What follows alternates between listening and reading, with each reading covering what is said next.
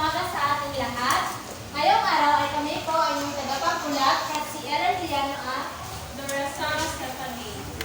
Na aming topiko ay sa bayang pagdiskas.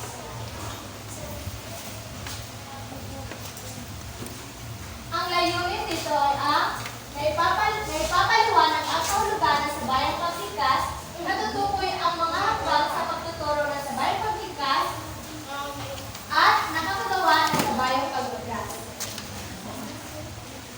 Bago yan, kumuha na kayo ng isang kapat at pen upang gawa tayo ng paunang gawain. Piliin lamang ang tamang sagot. Piliin lamang ang titik na tamang sagot.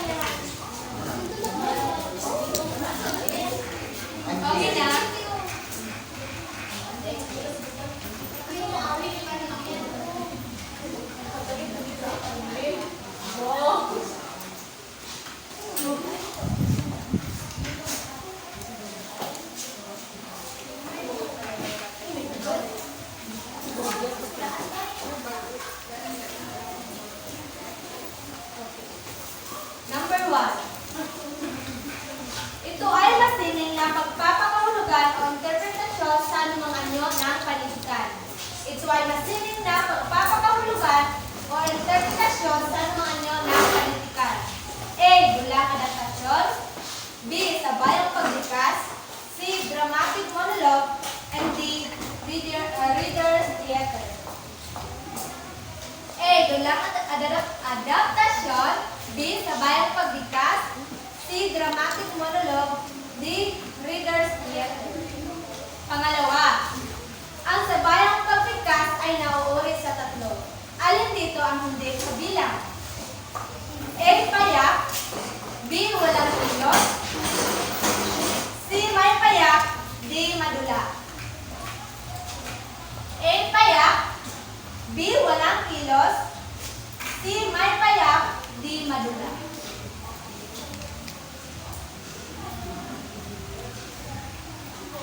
Number 3. Ayon sa kanya, ang sabayang pagpikas ay isang kawili-wiling pamaraan ng pagpapahalaga sa panitikan. Ayon sa kanya, ang sabayang pagpikas ay isang kawili-wiling pamaraan ng pagpapahalaga sa panitikan. A. Andrande. B. Abad. C. Kulas. C. Mario.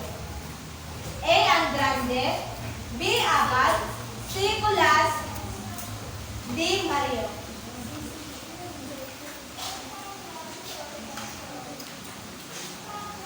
Pang-apat.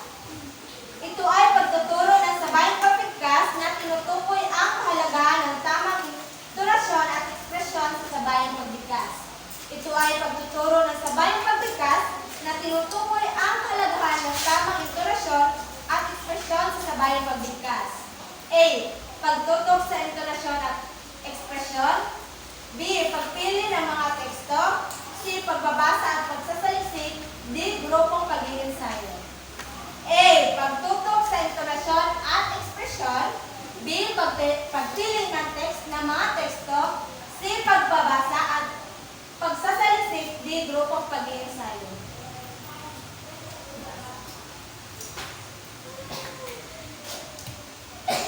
Panghuli. Ito ay pagtuturo ng sabayang pagpigkas na ipinapakita ang kahalagahan ng sabayang pagpigkas sa kultura at sining ng bansa. Ulitin ko. Ito ay pagtuturo ng sabayang pagpigkas na ipinapakita ang kahalagahan ng sabayang pagpigkas sa kultura at sining ng bansa.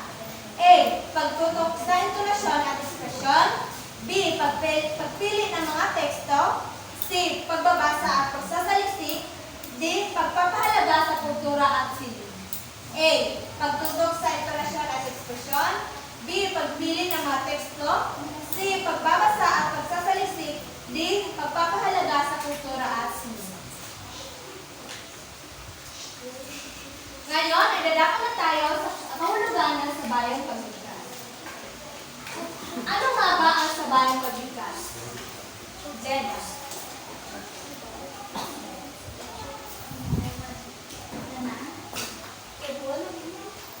Ang sabayang pagbigkas ay isang padulang pagtatanghal ng isang akdang pampanitikan na ginagamitan ng maraming tinig na pinag-isa sa pagbigkas. Isang matimbang at maindayog na panghatang tinig na nagpapahayag ng isang uri ng kaisipan, masining at madamdamin. Ang sabayang pagbigkas ay tulad yung padulang pagtatanghal ng isang akda sa ng isang akdang pampanitikan na ginagamitan ng maraming tinig na pinag-isa sa pagbigkas. Sino na dito ang nakakita na sabayang pagbigkas? Kami.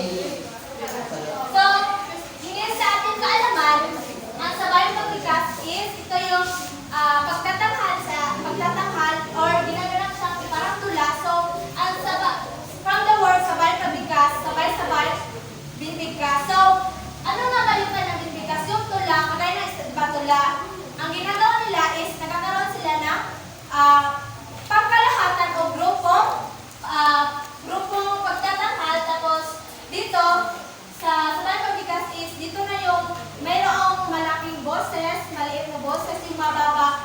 Pangkalatan na siya yung, so lahat-lahat na yung mga boses ay meron o sa isang grupo, yung tinig na pinag-isa sa pagbigkas.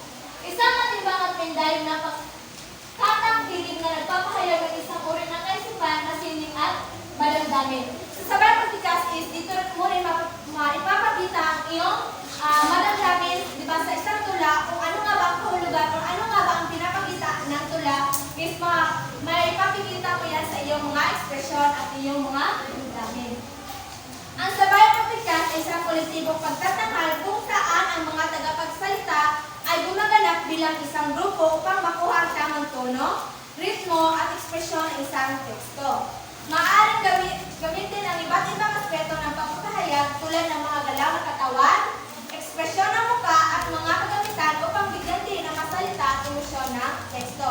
Sa tula, dito sa tula is parang gumagawa nga tayo ng yung dula-dulaan, pero pagkatan siya. Tapos, yung parang sinanay ito yung nakakita ng choir sa simbahan, pang ganoon, di ba? Meron silang pagkakaibang boses, pero nakagawa sila ng pangkalahatang pagtatanghal or pinag-isa nila ang kanilang boses at meron silang mga ekspresyon or mga galaw na katawan para ipinapakita or ipinapahayag sa atin kung ano nga ba ang pinapakita ang kahalaga or sinasabi ng isang tula o isang teksto. Ito ay isang kapanapanabik na anyo ng pagpapahayag ng kultura at sining na nagpapakita ng diwa at kahalagahan ng pagkakaroon ng kolektibong boses at bukasyon. Ang sabayang pagbigkas ay masining na pagpapahulugan o interpretasyon sa anumang anyo ng panitikan sa pamamagitan ng sabayang pagbabasa na malakas ng isang koro o pangkat. Ang sabayang pagbigkas, ito ay sinasagawa ng isang pangkat o grupo kung saan ang piyesa ay sabayang binibigkas ng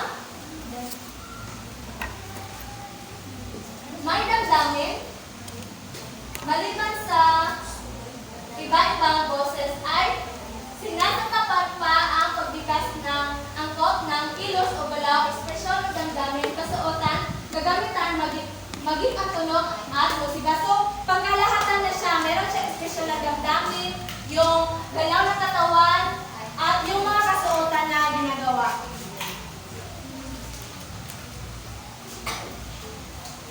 Ang sabayang pagbigkas ay nauuri sa tatlo.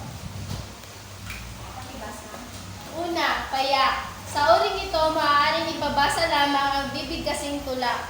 Pangalawa, walang kilos. Bukod sa wastong bigkas, ang wastong ekspresyon ng mukha ang maaaring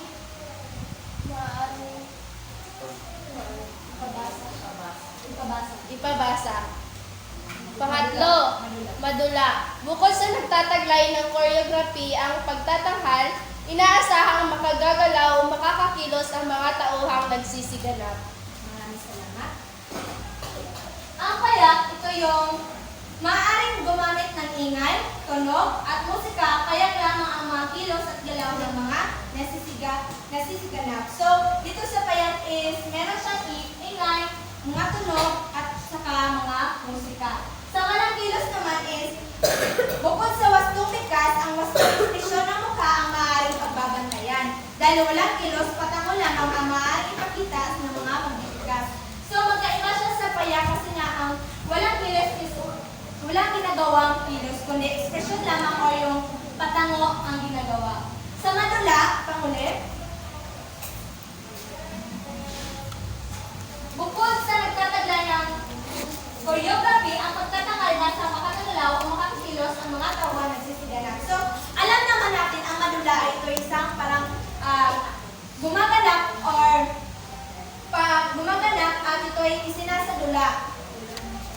Isinasadula at itinatanghal. So, dito sa madula, ito ay isang uri na sabayang pagtikas na gumagamit ng panlahatang pagtatanghal. Taglay din ng tula, isang makabulang script, musika at tunog, pag-iilaw, kagamitan, props, dialogo at iba pa. So dito sa dula is pangkalahatan na siyang ginagawa. Meron na siyang ekspresyon, meron na siyang mga musika, kagaya na sa payak, at saka meron na siyang mga kagamitan or mga props sa ginagawang pagtatanghal. Sophia, mayroon ba ang magbasahin ng ayon kay Andrade? Ayon kay Andrade, ang sabayang pagbikas ay ang pagsasanib-sanib ng mga iba't ibang uri ng tinig ayon sa wasto nilang tunog, himig, puwersa at lakas na siyang nagbibigay kaligtan. So, ayon sa kanya, ang sabayang pagbikas daw ay pagsasanib-sanib ng mga iba't ibang uri ng tinig ayon sa wasto nilang tunog, himig, puwersa at lakas na siyang nagbibigay kaligtan.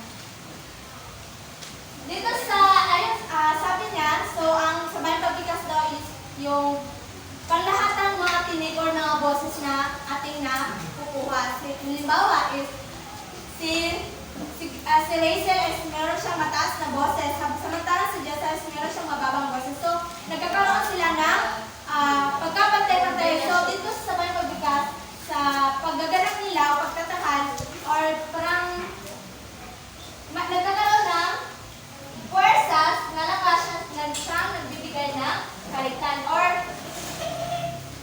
yun yung wasto ng mga iba't ibang tinig. So, di ba sa isang tula is, halimbawa isang tula, so, sa tula na iyon, sa inyong gagawin is, meron kayong, di ba, meron ng boses sa inyong, magkakaibang boses, meron din mga props na inyong gagamitin at saka action or mga ekspresyon na inyong pinakakita. Ayon kay Abad naman, Rungalin. Ayon kay Abad, 19:6, ang sabayang pagbigas ay isang pagpilipiling pamamaraan ng pagpapahalaga sa panitikan sa pamamagitan ng pagsasalig ng mga tinig ng koro ayon sa wasto nilang tunog, puwersa at lakas. So, ayon sa kanya, is ito yung paraan natin para maipakita natin kung ano nga ba ang kahalagahan ng ating panitikan. Sa pamamagitan nito, sa pamamagitan ng sabayang pagbigas, na ipapakita natin sa kanila kung gaano nga ba kahalaga ang panitikan sa bawat isa. Sa pamamagitan dito na pagsasanib-sanib ng mga tinig ng koro ayon sa wasto nilang tunog, puwersa at lakas. Hindi naman pwede na merong malakas, merong din pahina, kundi meron talaga pagsasanib-sanib or wasto ang kanilang mga tinig. So, dadako naman tayo sa pagtuturo ng sabayang pagbigas. Ngayon, dumako tayo sa pagtuturo ng sabayang pagbigas. Ito ay isang proseso ng pagtuturo kung saan tinuturuan ng mga mag-aaral na magsalita o magbigay ng isang teksto o tula ng sabay-sabay.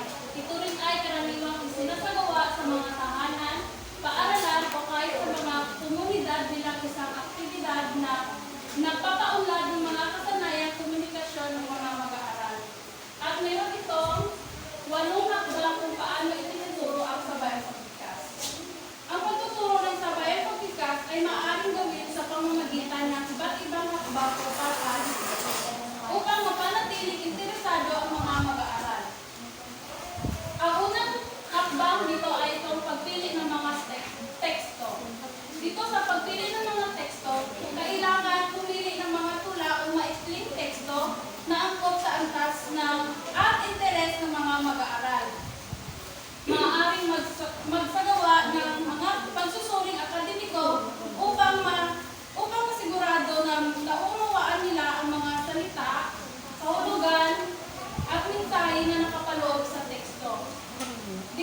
kailangan talaga natin pumili ng teksto na yung napupukaw ng yung nakaka-interest sa mga mag-aaral. Dahil at dito at pwede rin tayo at sa pamamagitan ng pagpili ng teksto ay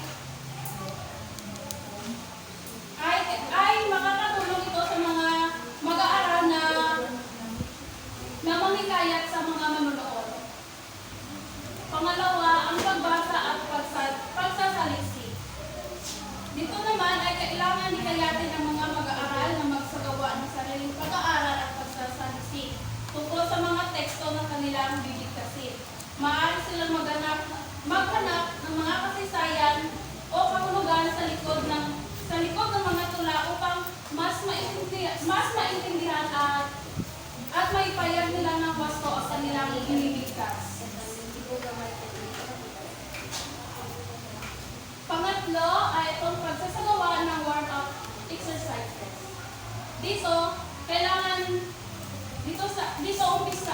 sa warm-up exercises, kailangan na simulan ang bawat sesyon ng pagtuturo ng sabayang pagbigkas sa pamamagitan ng warm-up exercises. Maaari itong gawin sa pamamagitan ng pag-awit at pag-ehersisyo ng vocal warm-ups at iba pang mga pagsasanay na nagpapalakas ng pagsasalita at pagpapahayag.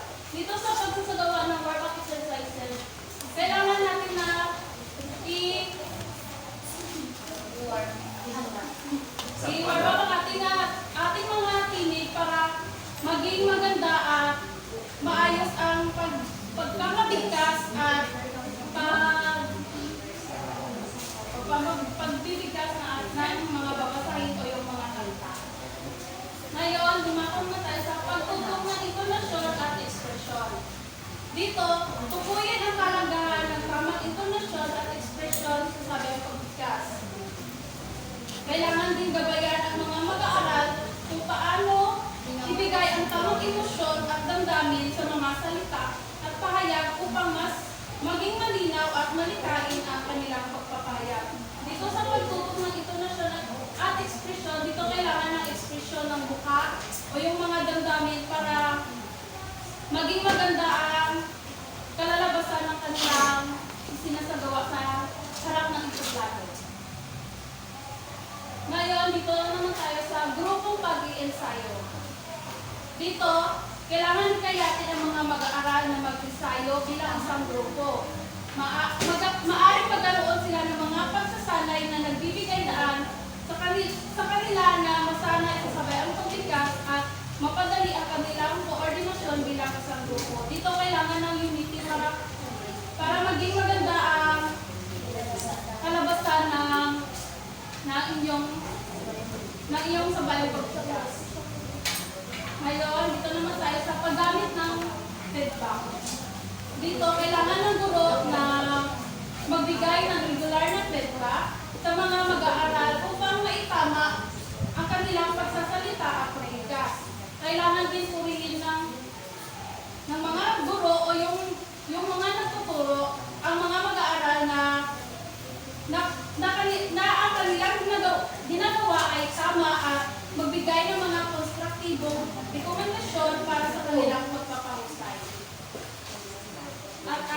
At ang pang-pito ay pagsasagawa ng pagtatanggal. Dito, kailangan organisahin ang mga pagtatanggal at paligsahan kung saan ang mga mag-aaral ay maaaring magpakita ng kanilang mga kasanayan sa sabayang pagbigkas. Ito ay maaaring magbigay inspirasyon at motivasyon sa kanila na mas pagbabutin pa ang mga kanilang paggaganap. At ang panghuli ay ang pagpapahalaga sa kultura at sining. Dito, kailangan ipakita ang kalagahan ng sabayang pagbigkas sa kultura ng ating bansa at sining. Kailangan din makipag-ugnayan sa lokal na mga tradisyon at karanasan upang higit na maunawaan at mas mahalin pa ng mga mag-aaral ang sining na ito. Sa pamamagitan ng 8 hakbang na ito, ay ang paggamit ng mga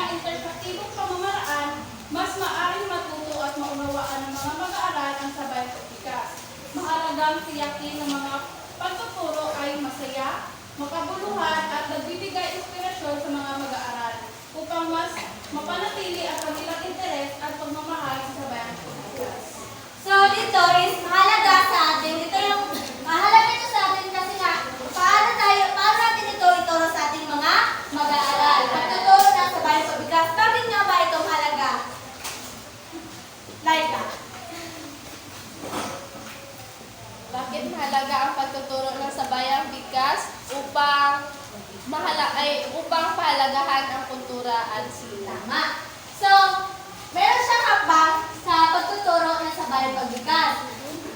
Bilang sa atin, tayo, sa susunod na henerasyon na maging guro, ito ang ating gagawin kung paano nga ba natin ituro sa kanila o paano natin ituro sa ating mga mag-aaral. Una is pagpili ng mga teksto. Paano tayo makakaturo sa ating mga mag-aaral kung wala tayong nakuhang teksto? So, sa pagpili ng teksto is pumili tayo ng mga tula o like this, teksto na angkop sa ating mga kabataan. So, sa ating mga mag-aaral, halimbawa sa ating mga mag-aaral is ang gusto nila is kagaya ng mga love lives, di ba? Sa kagaya ng mga mag-aaral. So, pumili tayo ng angkop sa kanilang mga interest para makarelate sila or meron silang gana or napukaw ang kanilang mga damdamin ang mga kinakasipan. Pagbasa at pagsasaliksik, Charmaine, ano ang iyong opinion doon? Bigay ng Bilang magiging guro sa susunod na henerasyon, kung sakali man ang pagbasa at pagsasaliksik ay kailangan nating ibigay o ituro sa ating mag-aaral para sa sabayang pagbigas upang mas maintindihan o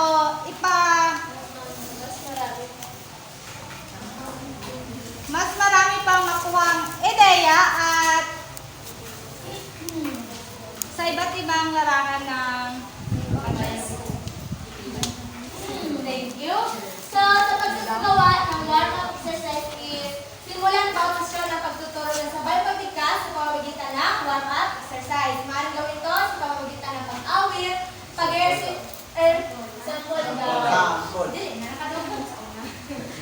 pag-ehersisyo ng mga vocal warm-ups. Kasi nga sa sabayang pagbigas is yung ginagamitan ito ng mga boses. So, kailangan mo muna merong pagkakaroon ng mga pag-warm-up.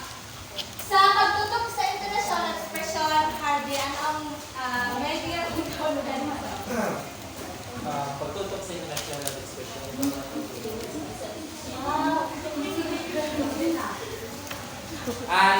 Dito natin na ginagawa yung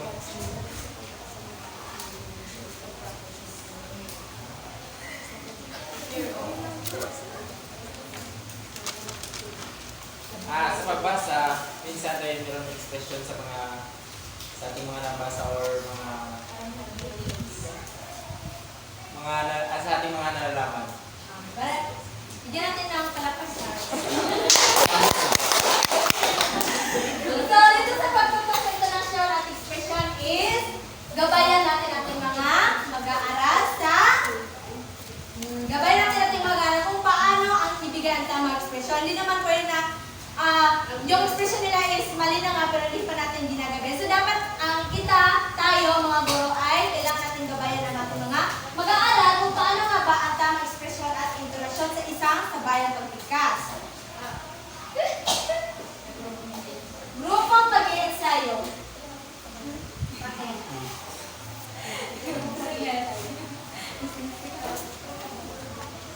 Sinasagawa yung grupong pag-iensayo dahil upang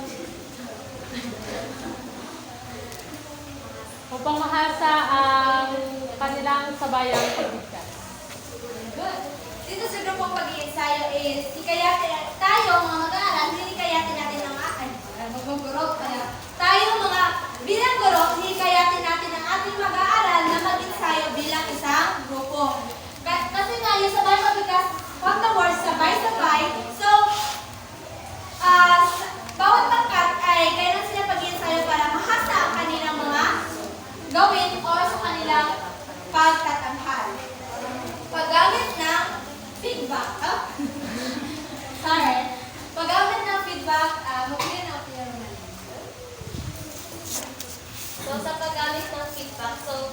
halimbawa na lamang nito is, tayo is mag-perform ng isang sabayang pagbigkas at may isang guro na kung saan magbibigay ng feedback. So bilang isang ng participants or is kailangan rin tanggapin yung feedback ng isang guro para mas maayos pa yung yung kanilang So dito sa paggamit ng feedback, bilang isang mga guro is magbigay tayo ng regular feedback sa mga mag-aaral. So, upang maitama natin ang kanilang ginagawa. Mahalaga ito kasi nga ang mga guro is sila yung nagtuturo or gumagabay sa mga mag-aaral. Pagsasagawa ng pagtatanghal. Okay.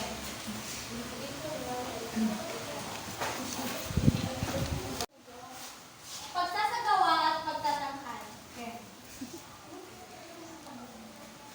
Magsasagawa ng pagtatanghal. Dito ay magkakaroon ng isang pagtatanghal sa mga estudyante upang maipakita o masukat ang kanilang kakayahan sa pagbasa at pagbigkas. Kung saan dito ay papakita nila o babasahin nila ang mga teksto na nasa likod.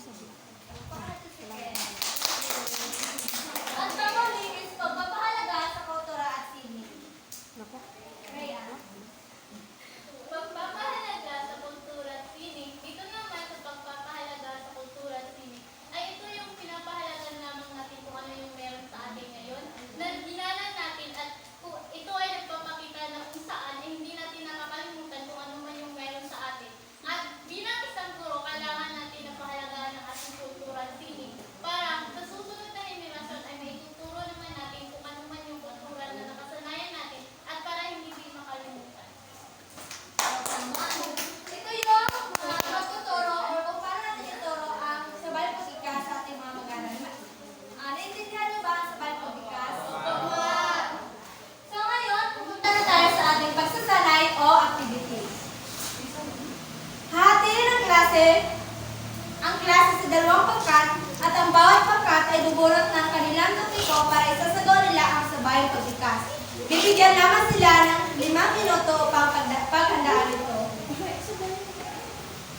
So, mani ang group 1.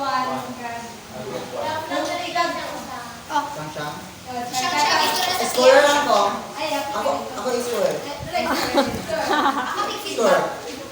Ako lang, Ara si pasigay. Ako kaya, ako feedback ha.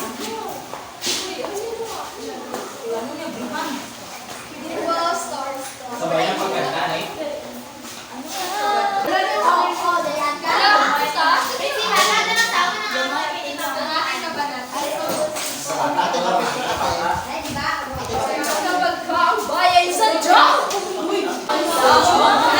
Teka lang, mag-inip muna kayo. Sige, pamantayan bilang sa iyo activity. Cooperate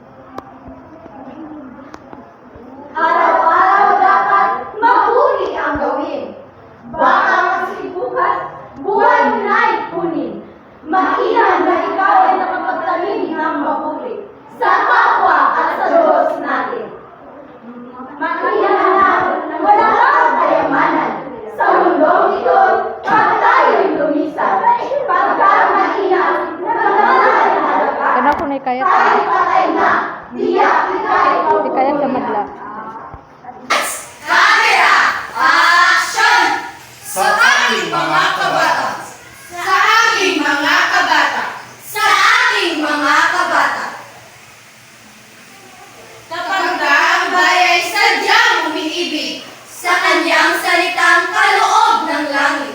Sanlang kalayaan na sa iyong masapit. Katulad ng ibong nasa himpapawid. Pagkat ang salita'y isang kahatulan. Kahatulan! Kahatulan Kahatulan! sa bayan Sa inayot mga kaharian. at ang isang tao'y Katulad! Kabagay! Na may may malikha noong kalayaan. Kalayaan! kalayaan! Meron kami napapakita sa inyo na isang halimbawa ng isang sabayang pagbigkas.